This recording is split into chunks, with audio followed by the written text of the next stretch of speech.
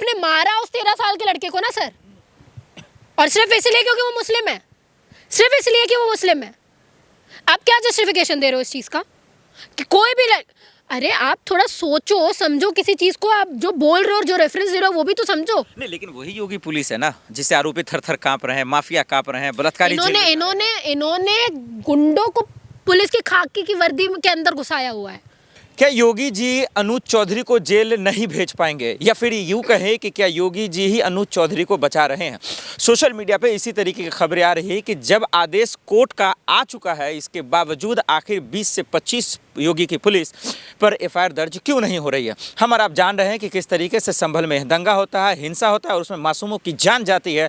लेकिन जो मेन आरोपी है, जो मुख्य आरोपी है, जब उस पर डंडा चलता है कोर्ट का, उसके बावजूद ये खामोशी, ये सन्नाटा कहीं ना कहीं चुभ रहा है उन हिंदुस्तान वासियों को जो संविधान और लोकतंत्र को मानते हैं। अपेक्षा जी मेरे साथ मौजूद है। बड़ा सवाल है कि आखिर कोर्ट के आदेश आने के बावजूद योगी जी भी खामोश, उनकी पुलिस भी खामोश, और उनके एसएसपी साहब कह रहे हैं कि भाई हम बड़े अदालत में जाएंगे और इनको डिफेंड करेंगे। क्या देख रहे हैं, कानून का मजाक बनाया जा रहा है? बिल्कुल, इनके लोग तो सर हमेशा से कानून का मजाक ही उन्होंने बना के रखा है। क्या करके रखा है? इनकी पुलिस को आप हथियार दे देते हो, इनकी पुलिस गोलियां चला देती हैं, एक जो डिसेबल्ड बच्चा है उसको गोली मार देती है, हाँ उसका इलाज भी करवाना मुश्किल हो जाता है। तो आप क्या एक्सपेक्ट कर रहे हैं ऐसे लोगों से? ये लॉ को फॉलो करने वाले लोग हैं? आप बताइए, कोई लोग प्रोटेस्ट कर रहे होते हैं, उन लोगों को ये कुछ भी, उन लोगों के ऊपर ये हथियार चला देते हैं।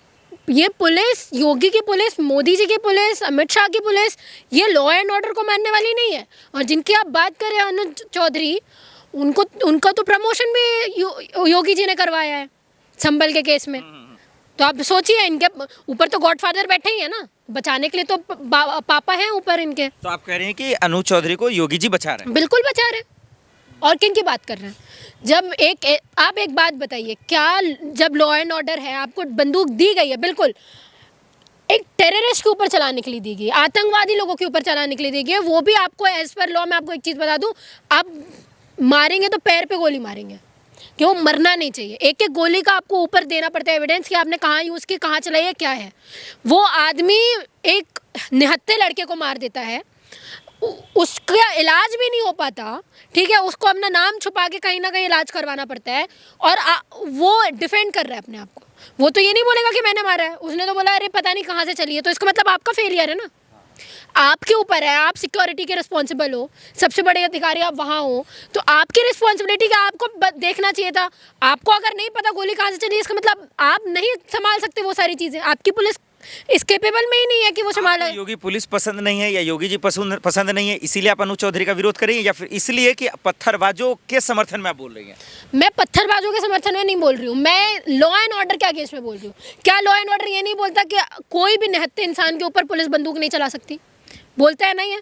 आपको लाठी इसलिए दी हो गई थी कि आप बंदूक की जगह लाठी चलाओ, ठीक है? अगर आपको रोकना भी है, आपको प्रोटेस्टर्स को भी रोकना है, तो भी बहुत एक्सट्रीम सिचुएशंस में गोली चलाई जाती है सर, वो भी आप जान से नहीं मार सकते किसी इंसान को।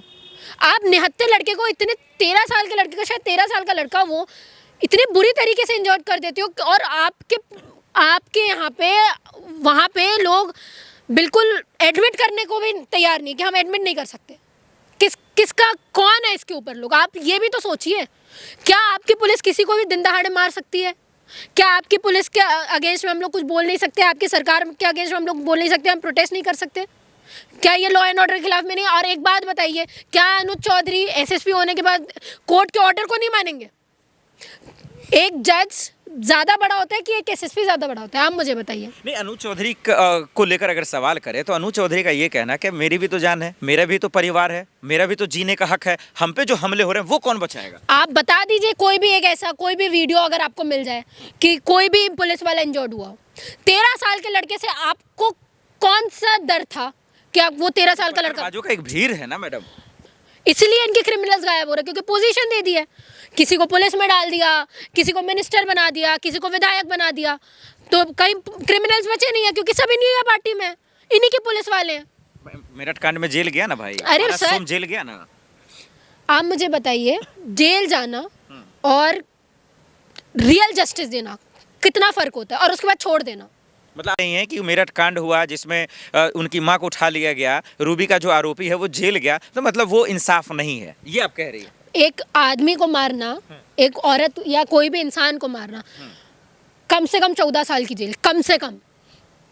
ठीक है, या तो या लोग क्या बोलते हैं, मैं एक मर्डर करूंगा तो भी जेल में जाऊंगा, 2 करूंगा तो भी जेल में जाऊंगा, फांसी की सजा मुझे वैसे भी होनी है। इसका मतलब क्या है, फांसी की सजा होनी चाहिए कि नहीं?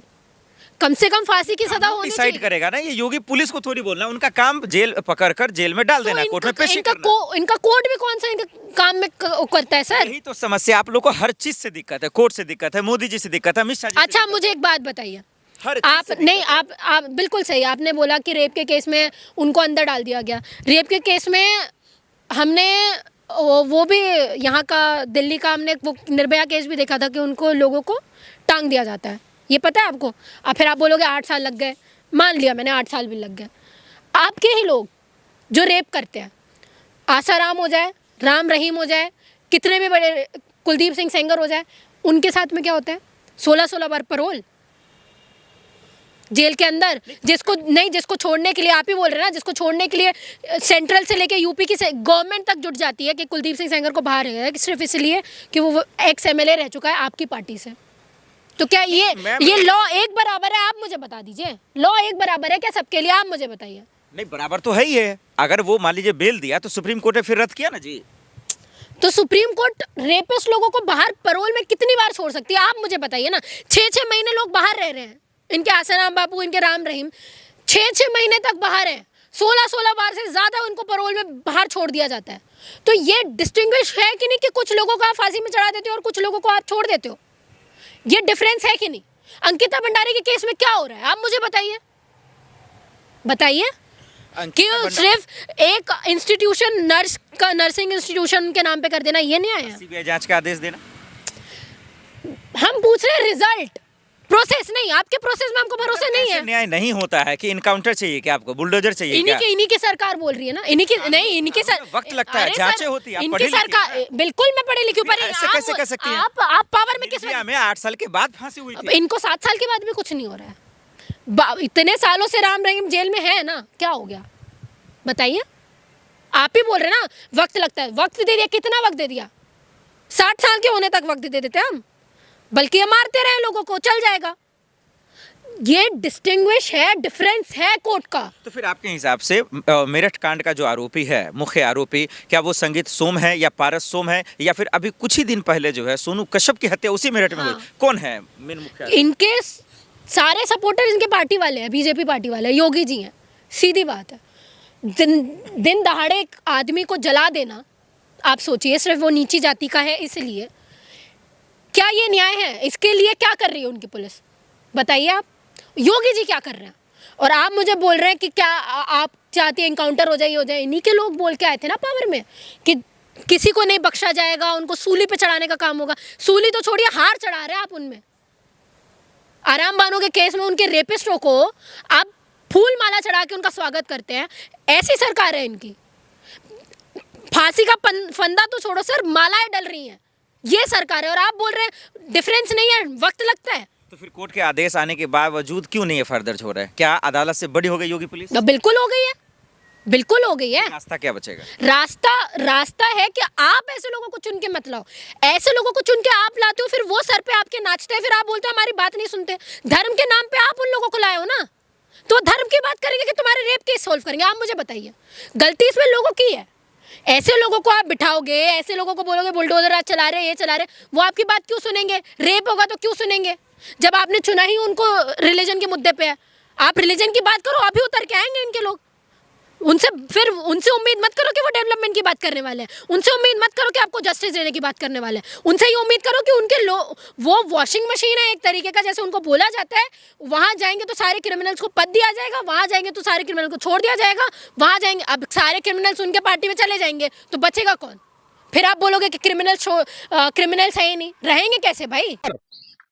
और माननीय जगत गुरु शंकराचार्य और मुक्तेश्वरानंद के साथ जिस तरह से बेइज्जती हुई है, साधु संतों के साथ जिस तरह से अपमानित किया गया है, आपको लज्जा नहीं आती है कुलदीप जी?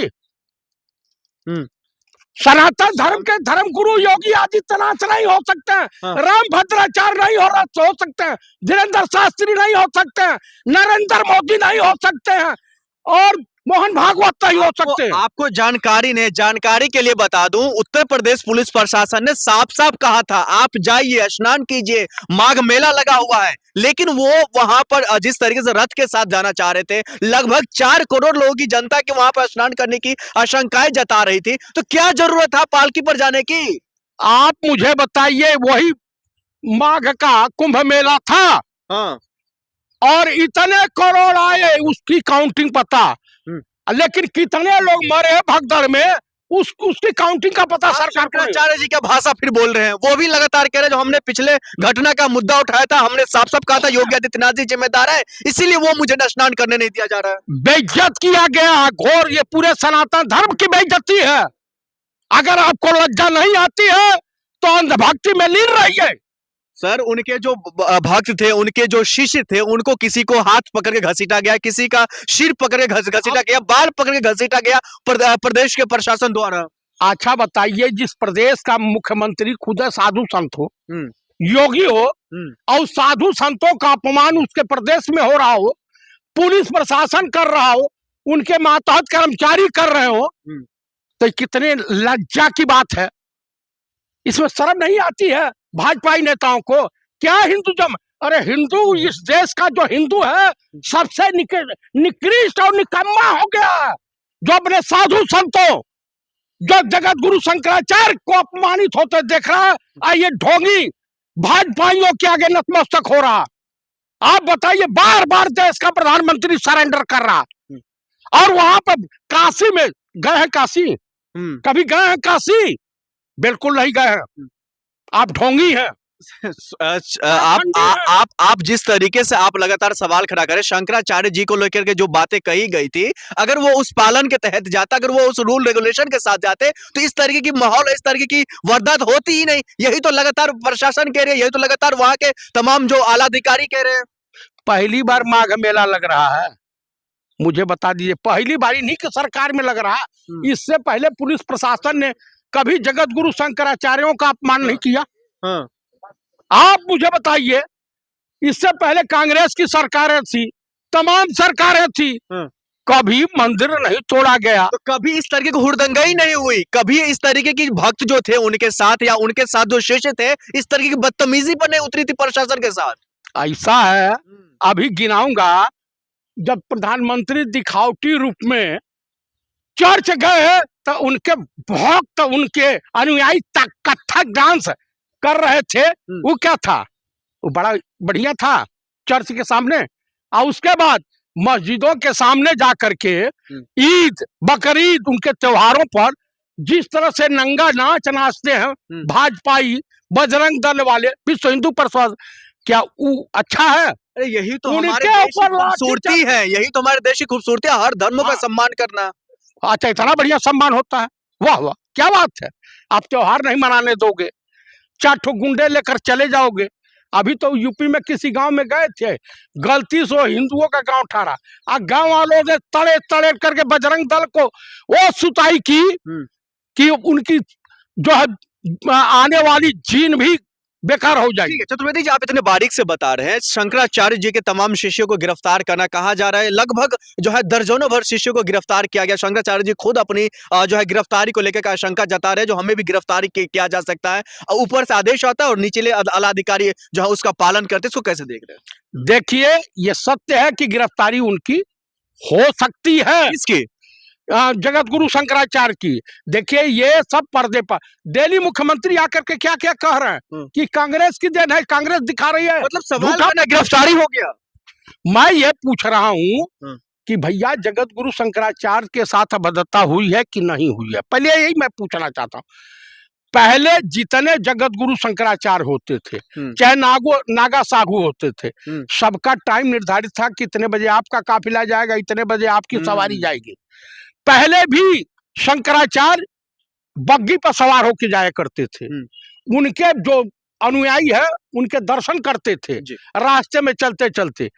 तो कुल मिला करके ये जो हुआ है ये धर्म विरुद्ध है। कानून के विरुद्ध है।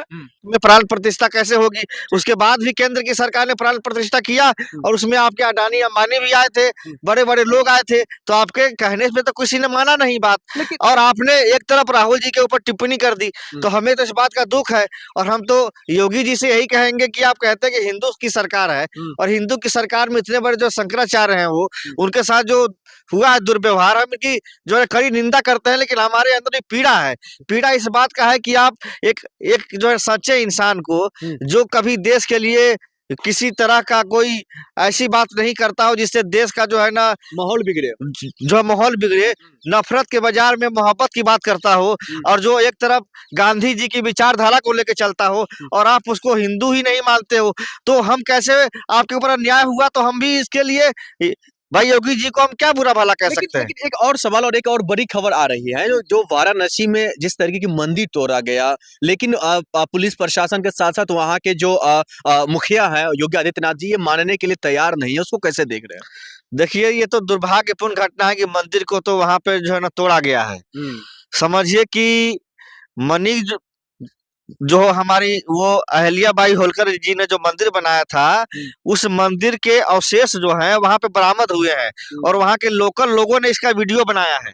और ये जो योगी जी कह रहे हैं कि सब एआई से बना हुआ है, हम देख लेंगे, हम ये करेंगे, हम वो करेंगे, आप कितना भी कानूनी कार्रवाई कर लीजिए, लेकिन सच्चाई कभी छुपती है। लेकिन कईयों पर कार्रवाई, कईयों पर एफआईआर, सोशल मीडिया हैंडल पर एफआईआर, लोगों पर एफआईआर, लोगों को हिरासत में लेना, ये क्या दर्शाता है? वाकई में कहीं ना कहीं अफवाह तो उड़ रही है, इसलिए तो योगी पुलिस और योगी आदित्यनाथ जी एक्शन मोड में है। देखिए, कांग्रेस पार्टी पूरे देश भर में हिंदू के मंदिर बचाओ यात्रा करने जा रही है। कांग्रेस पार्टी पूरे हिंदुस्तान में हिंदू के मंदिर बचाओ यात्रा करने जा रही है, और पूरे देश के हिंदू जो है यात्रा के लेकर के पहुंचेंगे कहाँ? बनारस, काशी। और जो मंदिर को जो है ना तोड़ा गया है, उस मंदिर को पूर्ण जो है ना निर्माण किया जाए, उसकी जो है मांग करेंगे। और देश के जो है जितने हिंदुस्तान में जो है हिंदू समाज के लोग हैं, और जो लोग भी भगवान से आस्था रखते हैं और उनकी विरासत को बचाना चाहते हैं, जितेंद्र यादव ये पूरे देश में हिंदू एक होकर के आंदोलन करेंगे, और सब पैदल चल के बनारस जाएंगे और हिंदू के धर्म की रक्षा करेंगे। जितेंद्र यादव जी, आप कैमरे पर बताइए, जिस प्रदेश का मुखिया योगी आदित्यनाथ जी हो, जिस क्षेत्र का सांसद नरेंद्र मोदी जी खुद हो, उस क्षेत्र में कभी मंदिर पर आँच आ सकता है? मंदिर पर बुलडोजर चल सकता है? बिल्कुल चला है, ये हम नहीं कहते हैं, ये सच्चाई है। अगर ये सच्चाई नहीं होती तो वहाँ के लोकल जो लोग जा रहे थे देखने के लिए, उनको पुलिस ने हिरासत में ले लिया, क्यों नहीं जाने दिया? क्या जरूरत है? क्यों आप लोग माहौल खराब कर रहे हैं प्रदेश का? माहौल खराब कर नहीं रहे हैं सर। आप एक चीज बताइए, हमारे आप जब हमारी देवी देवताओं का अपमान करेंगे, और हमारे देवी देवताओं के हजारों साल जो है पुरानी मंदिर है वो, जिसको जो मुगल नहीं तोड़ पाए, औरंगजेब नहीं तोड़ पाए, ये दूसरे औरंगजेब है नरेंद्र मोदी जी। औरंगजेब के जो है ना कार्यकाल में इतना मंदिर नहीं टूटा जितना नरेंद्र मोदी उर्फ औरंगजेब के सरकार में अभी मंदिर तोड़ा गया है। आप देश के प्रधानमंत्री जी को आप अपमान कर रहे हैं, पहली बात। और दूसरी बात ये बताइए, अगर बुलडोजर चल रहा है, अगर कार्रवाई हो रही है, तो वो कुछ ना कुछ सोच करके ही हो रही होगी ना, देश हित में ही तो हो रही होगी ना। मंदिर को आप तोड़ करके क्या करना चाहते हैं? कॉरिडोर बनाना चाहते हैं? आपने बनारस को जो है ना क्या बनाना था? कोयटो बनाने जा रहे थे। कोयटो तो बना नहीं, लेकिन टोयटो बन गया है। वहां का लोग जो है रो रहा है, पूरा घर परिवार टूट गया है, रोजी रोजगार छीन गया है, सब रो रहा है। तो आप जो है ना कोयटो के जो है ना चक्कर में लोगों का टोयटो बना दिए हैं, सब लोग वहां का रो रहा है और परेशान हो रहा है कि अब हमारा रोजी रोटी क्या होगा। आखिर में ये बताइए, जिस तरीके का माहौल वहां पर बिगड़ा है, कई लोगों पर एफआईआर की बात, कई सोशल मीडिया हैंडल पर एफआईआर की बात हो रही है, आखिरकार जिम्मेदार आप किसको मानते हैं? पुलिस प्रशासन को या फिर उस आला अधिकारी को जिसने आदेश दिया? एफआईआर कीजिए चाहे जेल भेजिए, हमारे जो है ना सनातन के साथ खिलवाड़ किया जाएगा। हम लोग रोड पे आएंगे और रोड पे आकर के अपनी बात रखेंगे, और पूरे देश में कांग्रेस पार्टी जो है हनुमान जो है ना चालीसा पढ़ रही है। जिम्मेदार किसको मानते हैं? मोदी जी को मानते हैं। मोदी जी हमारे वहाँ के प्रधानमंत्री हैं, बनारस से लोकसभा सांसद हैं। अब उनके नाम के आगे लिखा जाएगा नरेंद्र दामोदर दास मोदी उर्फ औरंगजेब, ये उनको हम लोग खिताब देने